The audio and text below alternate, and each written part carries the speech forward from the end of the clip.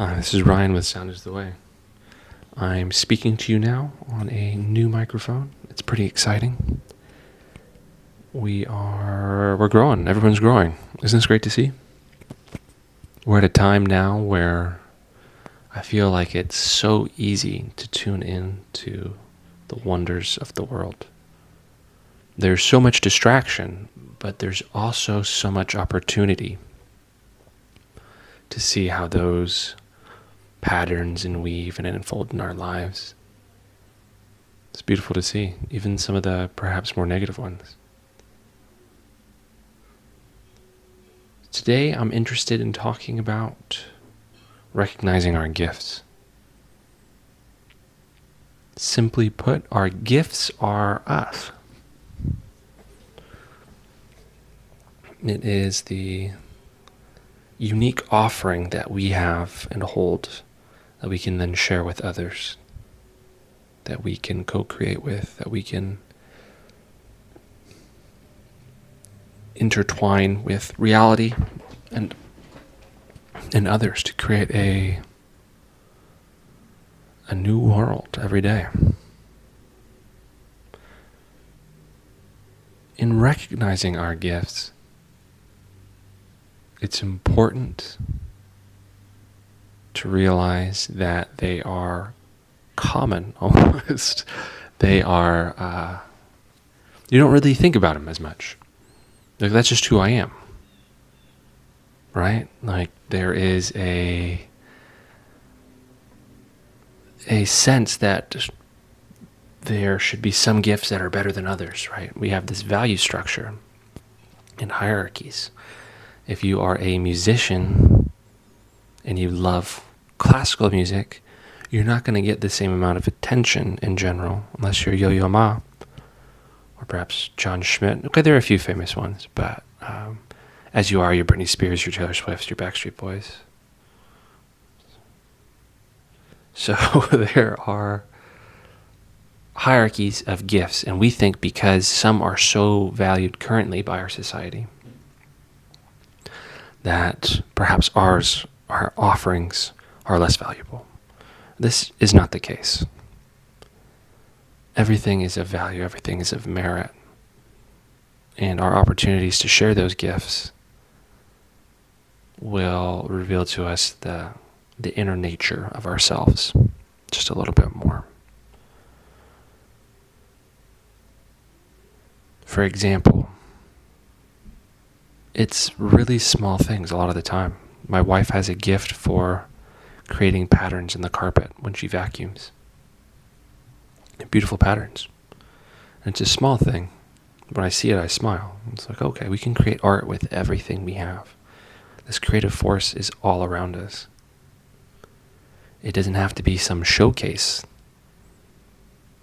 Like, those are important too. Those are very important.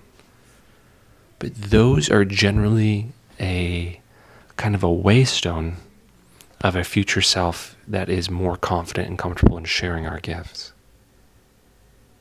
So especially if we're feeling nervous or in one of those phases where, I don't know, the gift-giving angel missed me on the way in,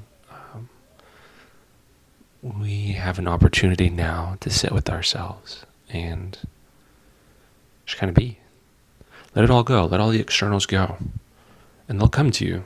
I spent years thinking I was giftless, but I was caught up in a loop of valuing others solely, for the most part, kind of the mopey, angsty phase from high school lasted a little bit longer than it needed to. And that led to an appreciation and a comparison of others, and perhaps an envy at time of their gifts. And we can let that go right now and trust that what we have to offer is of use, is of value, and that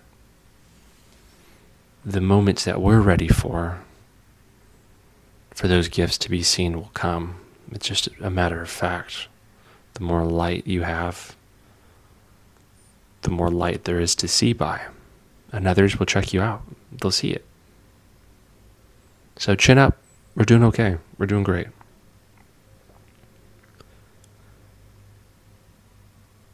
I don't know if there's much more to that. Actually, I will add a little bit more. Don't stop pretending. This is something kids do so well. We frequently, as adults, get caught up in what is truth and what is a lie. And that is important, and there are truths and there are lies. But the reality we live in is not all of one thing. It is in part something else. Our world is not just physical. It is a neural network of possibilities that we hold in our brains.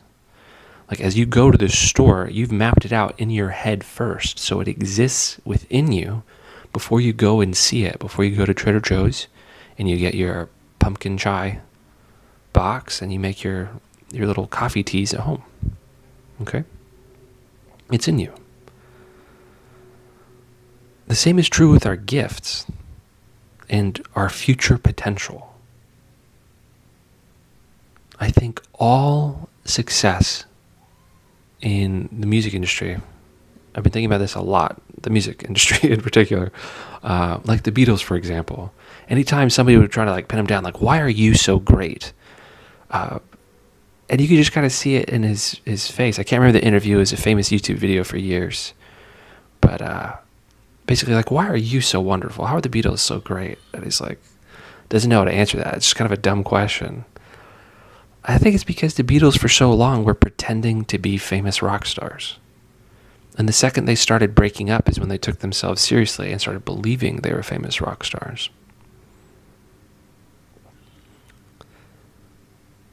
Right? So this divine play. I am the thing, but also not the thing just yet. See this with my daughter. We're at the phase where we're pretending a lot. It's beautiful to see. She'll make me an imaginary lemonade, and I'll drink it. It's wonderful.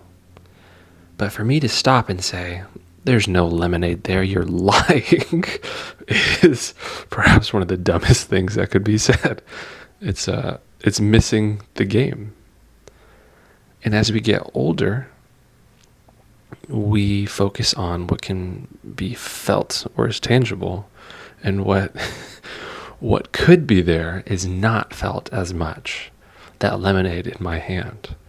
And I will say that this ties into manifestation greatly.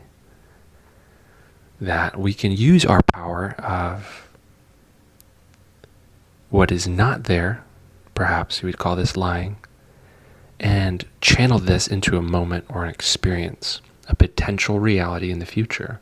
It's not physically here yet, but it could be there tomorrow.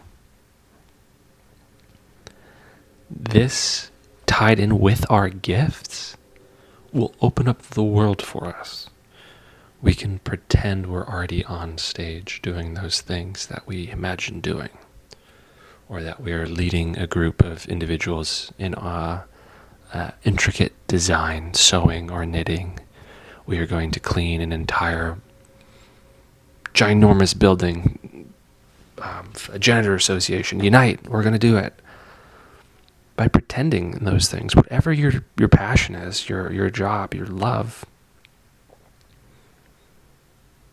you can explore in new ways with other people. And you can begin pretending now, imagining that future is real, that sense of growth.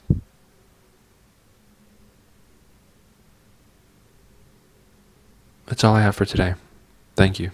This is Ryan with Sound is the Way.